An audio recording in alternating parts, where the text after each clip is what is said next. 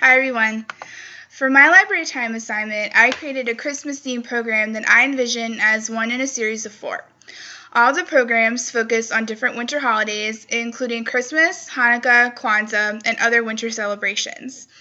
They include reading 3 books with craft time and refreshments at the end, all of which reflect the theme of the library time.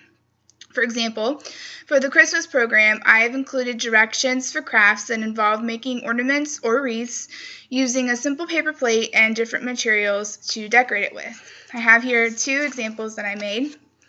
Here's the ornament. Sorry about that. I used crayons and glitter glue because it's what we had at my house.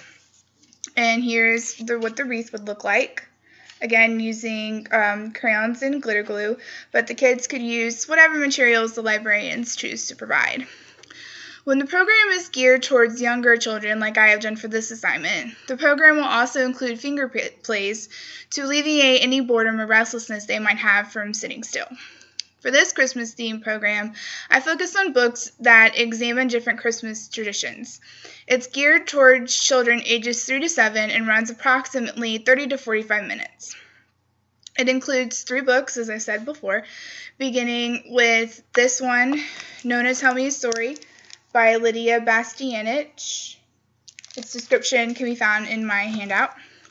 And the second one is this one right here, An Early American Christmas by Tomie dePaola. And then the last one that I chose and that I'm going to read to you today is Santa's Christmas Journey by Roger Brooke.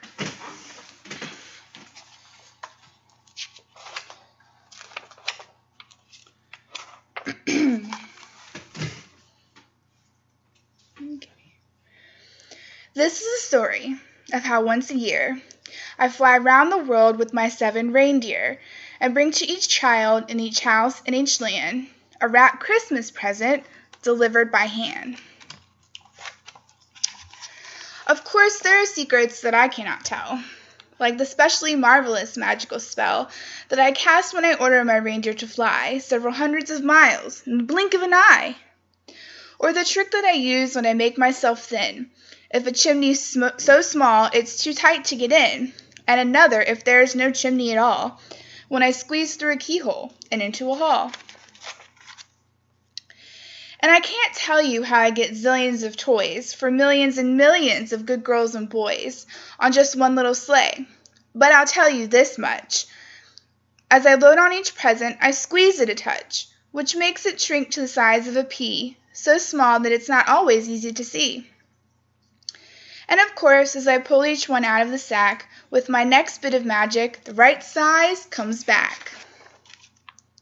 By the way, I expect you have probably guessed that of all of my magic, the trick that's the best is the way that I know just where all of you live, and exactly what each of you wants me to give.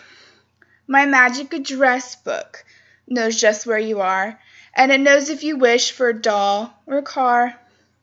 It remembers your brothers and sisters as well, though just how it works, I'm afraid I won't tell. Well, last year there were so many presents to bring, and one of the bells on our sleigh wouldn't ring, that we left the North Pole rather flustered and late, and were still over Finland at 8:15. Then Sweden and Norway and Denmark were slow, with their mountains and fjords and forests and snow. At 9 over Holland it started to rain. It was pouring in France. There were hailstorms in Spain. And although I had hoped to leave Europe by 7, we didn't reach England till nearly 11. We flew up the Thames coming in from the west, checked the time by Big Pen, that's the clock I like best. Then straight to my work and to each London house, through apartments, hotels, keeping quiet as a mouse. Very soon I had finished. Then off to the coast, through each cottage and farmhouse with my Christmas post, through the Midlands to Scotland, from Cornwall to Crewe, into cities and villages, hospitals too. After Ireland, we soon reached the Rock of Gibraltar. The following wind blew us swiftly to Malta, over Africa's jungles for thousands of miles, past sleeping giraffes, rhinos, lions, crocodiles. By the time we hit Cape Town, the night air was hot. Did I need my fur coat? Why, most certainly not. Then across the Atlantic to raging Cape Horn, and over the Andes at 2 in the morn. I knew that the children asleep in Brazil would had left me hot coffee to keep out the chill. As we passed Puerto Rico, I reached in my sack to give my good reindeer their halfway round snack, while I ate a mince pie, Christmas cake, and some dates to build up my strength for the United States. For that is the country which takes the most work, especially the skyscrapers up in New York.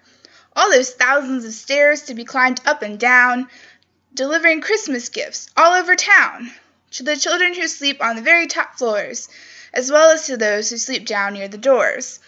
When we flew up to Maine, there was thick snow and frost, and a sack full of toys very nearly got lost when it fell off the sleigh as we hit bumpy ground, coming in through a blizzard on Long Island Sound.